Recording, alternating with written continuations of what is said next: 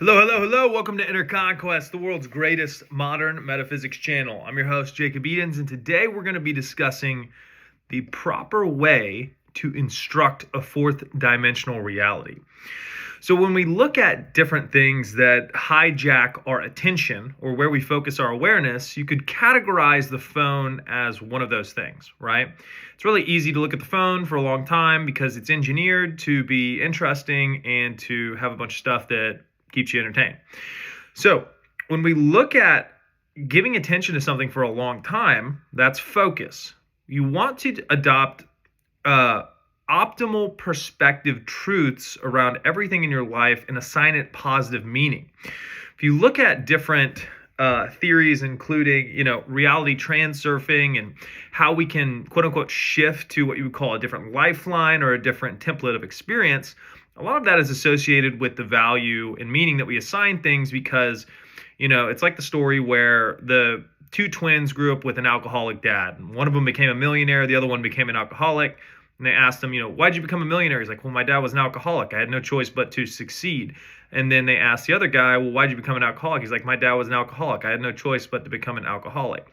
So the way that you assign value sets your course in life. And when you look at something like a phone, there's a lot of negative perspective around that being a time waster. But if you adopt the perspective that you are an individual who has the ability to focus for long periods of time, then you can translate that identity into different areas of focus. And the idea with this video is to understand that fourth dimensional thinking is the new phone and the original phone, right? So when you have a phone in front of you, it shows you a bunch of images, and then what are you doing in your mind? You're adding narrative complexes to assign value to those different images or videos or movies or whatever you're watching. So when you take away the phone, you go into your imaginative aspect of yourself, right? You have dimensional spacing. Fifth dimension is I am all possibilities. Fourth dimension is imagination, and third dimension is what is actualized physically from an external standpoint, okay? So if we're looking to shift reality, what we're really looking to do is modulate these three dimensions to align with whatever our ideal is, right? So that's how you can get righteous or non-righteous thought. If my ideal is to be financially free with money coming in all the time, then I want to adopt a fifth dimensional stance of an I am identification of somebody who already has that.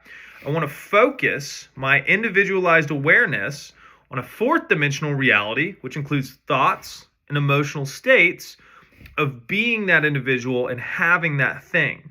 Then I want to pull my awareness from third dimensional aspects that do not reflect that currently. This is best described in the story of Esau, Isaac, and Jacob in the Old Testament, right?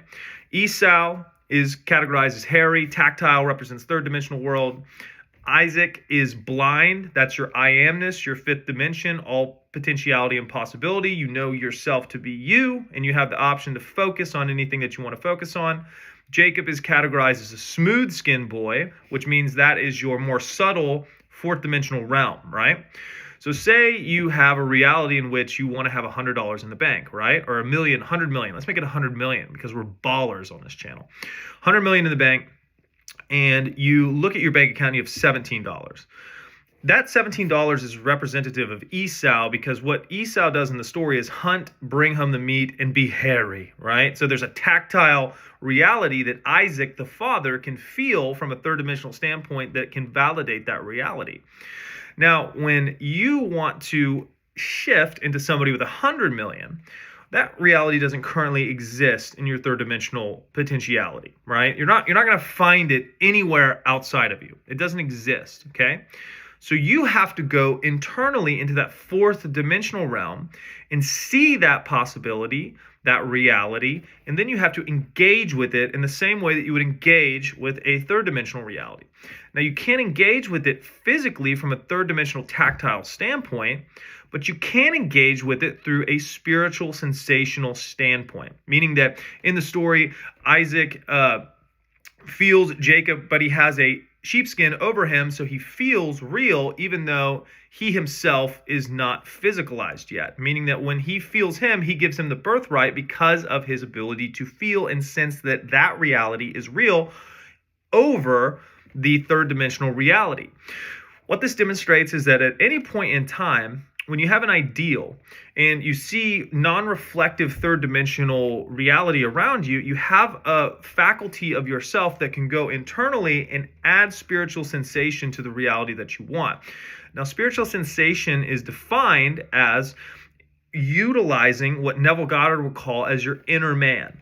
So a good example is feel what sandpaper feels like in your mind. You can feel its coarseness. You can almost hear the sound of your skin scraping across it, right? You feel that coarse sandpaper in your mind. Well, how can you feel that in your mind if it's not physically in your hand? It's because you have spiritual sensation that are essentially the five senses, but done from an internal fourth dimensional standpoint. That's why we use different dimensional iconography that's not the right word. We use different dimensional labels to label these spaces to designate where we can focus our awareness. We can focus our awareness externally, but we can also focus it internally, right? So if our goal is to have $100 million in the bank and we have $100 in the bank, what we will find is no evidence external. So what that means is that when we see that reflection, we want to understand that that reflection is just a representation of previous states that we have inhabited, thoughts we've been having, and mental images, and different states is really the best word that we have bound ourselves to, right? So when we look at different states, we can bind or we can loose from different states.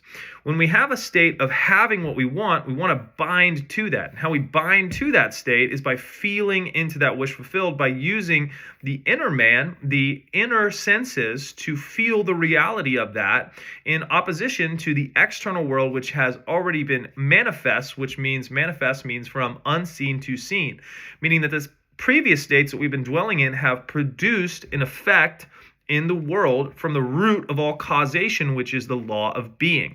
We have been an identity, we have been in a state of a certain type of reality, and now that reality has produced a result, right? The good thing is that everything continues to evolve and go on forever. So you're never stuck anywhere. But you just want to understand that the causation of all things comes from that placement of your awareness, your identification, and your embodiment of a particular state. So when we want to shift an external reality, we want to shift that internal state because we're working with what Neville calls the pearl of great price, which is a power so valuable that you have to sell every belief in a second cause to leverage its purchasing power, right? So once you delete all of the different roots of causation and explanation other than the state that you're in, it's liberating in the fact that you and you alone solely have the ability to go in and enter any state that you deem as your ideal. Nobody is allowed to tell you what your ideal is, right? So 100 million, 10 million, doesn't matter, right? It's your decision, right? It doesn't even have to regard money. It's anything in life. You decide what your ideal is, and you enter into that state and you persist in that state, meaning that anytime you have a reflection externally that is not in alignment with your ideal, you don't accept that as final, because once you accept that as final, you place your judgment on it. Judgment freeze frames things, right? Oh, no, this person got reformed. No, he's always going to be a criminal. You judge him as a criminal, right? No, it doesn't matter what he does. To you, your judgment of that person affixes him in your reality to a certain spectrum of observation, right?